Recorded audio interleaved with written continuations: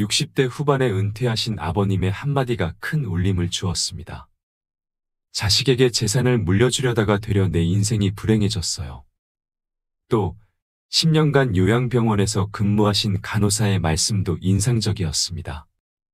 재산 때문에 자식들과 법정 다툼을 하다 홀로 돌아가시는 어르신들을 너무 많이 봤어요. 이처럼 현실은 냉정합니다. 보건복지부 조사에 따르면 자녀와 함께 살기를 희망하는 노년층이 2008년 32%에서 2020년 12%로 급감했다고 합니다. 부모 자식 간의 갈등, 다른 이유도 있겠지만 특히 재산을 둘러싼 불화가 주된 이유입니다. 그렇다면 우리는 인생 후반전을 어떻게 준비해야 할까요? 자식도 재산도 아닌 진정한 노후의 행복을 찾는 방법은 무엇일까요? 오늘은 인생 말년을 행복하게 만들어줄 5가지 핵심 비결을 알려드리려고 합니다. 지금부터 말씀드릴 내용은 평소 쉽게 들을 수 없었던 특별한 인생 조언이 될 것입니다. 그럼 바로 시작하겠습니다. 첫 번째, 자식과 선을 긋자.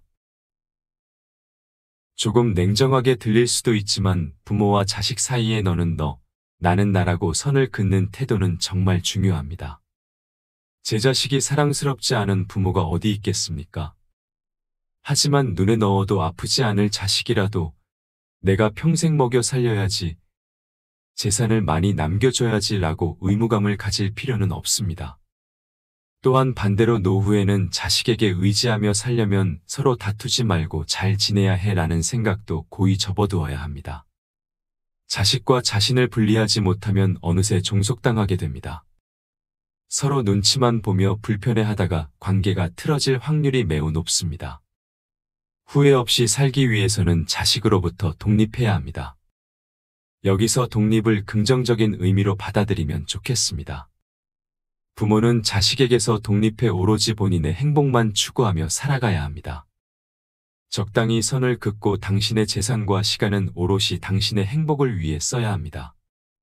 자식이 일자리를 구하지 못해서 생활이 불안정하고 우울증을 앓고 정신적으로 힘들다고 해도 절대 부모가 문제를 해결해 주지는 못한다는 사실을 기억해야 합니다. 또 그럴 필요도 없습니다. 이럴 땐 기본적으로 사회복지 제도의 도움을 받아야 합니다. 오랜 세월 성실히 세금을 내지 않으셨나요? 그 세금으로 사회는 안전망을 구축해 놓았습니다. 그러니 집안 사정이라며 자식을 위해 무리하게 희생할 필요는 없는 것입니다. 안타까워하며 마음을 쓰는 것과 실제로 문제를 해결해 주는 것은 별개의 일입니다. 나 몰라라 하며 자식에게 쓰는 마음까지 거둬들이라는 것이 아닙니다. 대신 해결해 주려는 자세를 바꾸라는 것입니다. 당신이 마음가짐을 바꿔야 결과적으로 자식을 자립하도록 이끌 수 있고 훗날 나이 든 자식이 늙고 병든 당신을 돌보며 함께 불행해지는 일을 막을 수 있습니다. 두 번째, 부부 사이에 규칙을 만들어라. 60대 이상의 부부가 잘 지내기 위해서는 실로 다양한 노력이 필요합니다.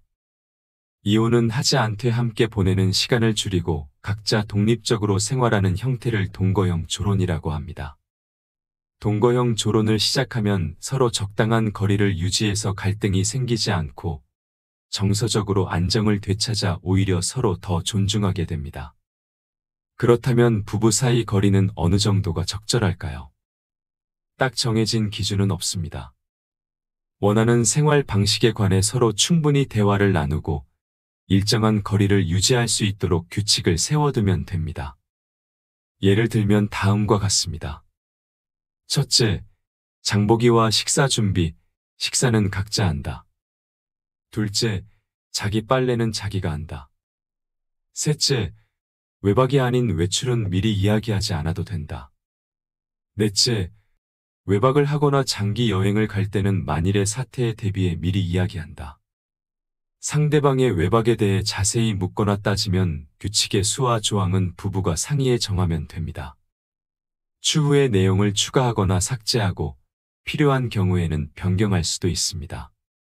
이때 핵심은 서로 충분히 이해하고 받아들여야 한다는 점입니다. 한쪽이 일방적으로 고집을 부리고 자신의 가치관을 따르라고 강요해서는 안 됩니다. 자유롭게 의견을 주고받으며 정해야 합니다. 이렇게 규칙을 정해두면 서로 마주치거나 부딪히는 시간을 줄여 물리적으로 거리를 확보할 수 있습니다. 물리적 거리가 벌어지면 적당한 심리적 거리를 유지할 수 있고 스트레스 받는 일이 줄어듭니다. 자연스레 상대방을 향한 마음의 여유도 생길 것입니다. 더 나아가 떨어져 보내는 시간이 길어지면 마음이 애틋해져 서로를 더 잘 챙기게 될 수도 있습니다.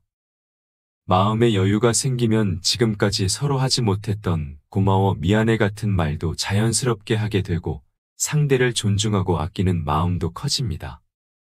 약간의 거리를 줌으로써 완전히 떨어지는 일을 막는 것입니다. 부부가 적당히 거리를 두고 지내면 사이가 더 원만해질 수 있다는 사실을 잊지 말아야 합니다. 세 번째, 돈은 통장에 있을 때보다 지갑에 있을 때 빛난다. 뉴스와 기사를 보면 자식들이 돌아가신 부모의 유산을 두고 심하게 다퉈 법원까지 갔다는 소식이 심심찮게 들려옵니다. 돈이 사람 사이를 갈라놓고 불행하게 하는 경우가 얼마나 많은지. 부모는 자신의 장례식을 성대하게 치르고 묘지나 추모 공간을 정성스럽게 꾸며 오래 기억해달라는 뜻에서, 그리고 자식들이 조금이라도 편안하길 바라는 마음의 재산을 남겼을 겁니다. 하지만 사후의 일은 고인의 뜻대로 되지 않는 경우가 대부분입니다. 이런데도 과연 재산을 남기는 것이 현명한 선택일까요? 묘지를 마련하는 일도 한 번쯤 다시 생각해 볼 필요가 있습니다. 묘소를 꾸미는 것이 중요할까요?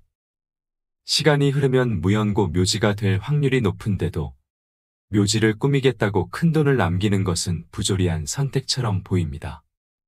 고령자들이 나이가 들어서도 계속 절약하는 이유 중 하나는 자식에게 재산을 물려주기 위해서입니다. 요즘은 부모가 자식에게 재산을 물려주는 것이 당연한 일로 여겨집니다. 자식들도 점점 부모의 재산을 물려받는 것을 당연시하고 심지어 자신의 재산처럼 인식하는 것 같습니다. 그러다 보니 부모의 생활에 자녀가 깊이 관여하는 경우도 종종 보입니다. 자신이 받을 유산이 줄어들까봐 부모의 이혼이나 재혼에 반대하는 시기입니다. 과연 이런 세태가 괜찮은 건가요? 부의 대물림은 사회적으로 결코 긍정적인 현상이 아닙니다. 또한 재산 때문에 노년의 자식들의 반대에 부딪혀 자신의 뜻대로 살지 못하는 것은 그야말로 부자들의 역설입니다. 자식에게 재산을 물려주어야 한다는 고정관념을 깨야 합니다. 네 번째, 여든 전까지는 배우자와 따로 놀아라.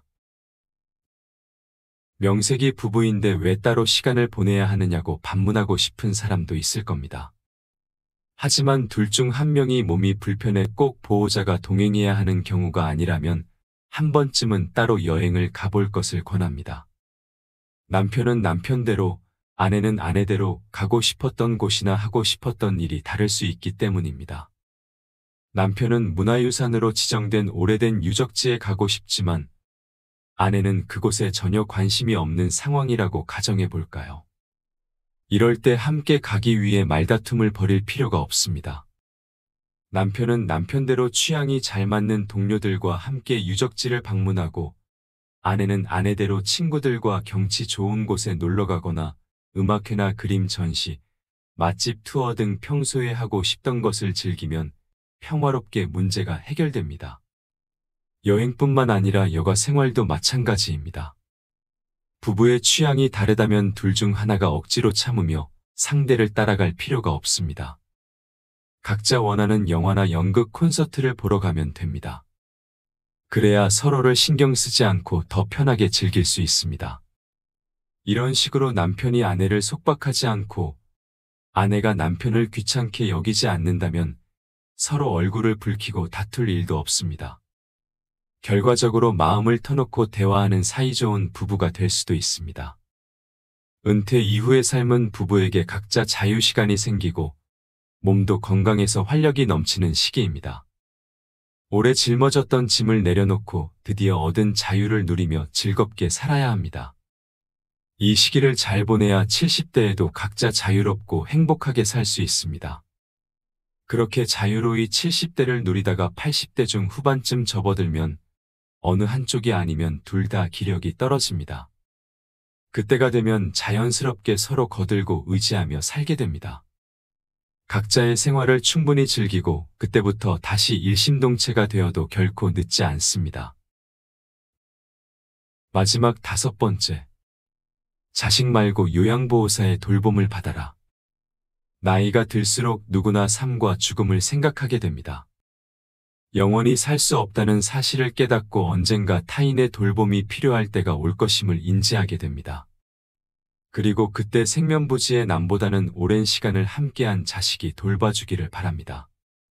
자식이 부모를 돌보는 일이 항상 아름답고 따뜻한 결말로 이어지는 것은 아니라는 점을 알아야 합니다. 불안한 마음에 임종 때까지 나를 부양하는 자식에게 모든 유산을 상속하겠다라고 말하며 조건을 거는 사람도 있지만 애당초 자식이 부모를 돌보고 부양하는 이유는 재산을 받기 위해서가 아니라 자식된 도리와 애정, 효심 때문이 아닐까요?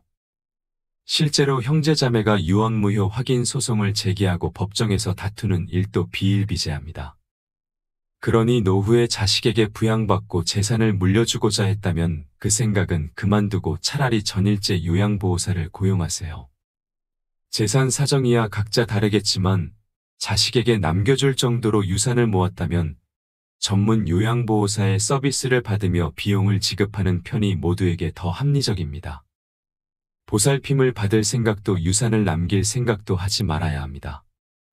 또한 요즘은 수명이 워낙 길어져서 배우자와 사별하거나 뒤늦게 이혼을 해서 혼자가 되더라도 다시 새 인연을 만날 가능성이 열려 있습니다.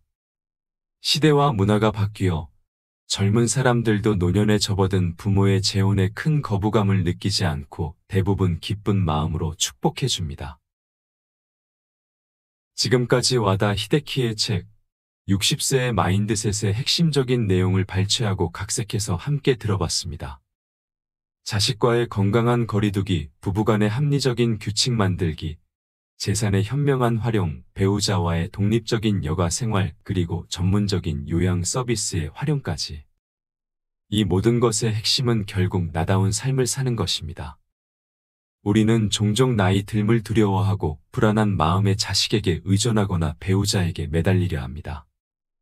하지만 진정한 노후의 행복은 독립적이고 주체적인 삶에서 시작됩니다. 자식을 위해 또는 타인의 시선을 의식해 자신의 삶을 희생할 필요는 없습니다. 인생의 황금기라 할 수 있는 노년기를 맞아 이제는 온전히 자신을 위한 시간을 가져보는 건 어떨까요? 자식에게 짐이 되지 않으면서도 배우자와는 적절한 거리를 유지하며 무엇보다 스스로의 행복을 최우선으로 생각하는 삶. 그것이 바로 우리가 꿈꾸는 품격 있는 노후의 모습일 것입니다. 마지막까지 시청해 주셔서 감사합니다.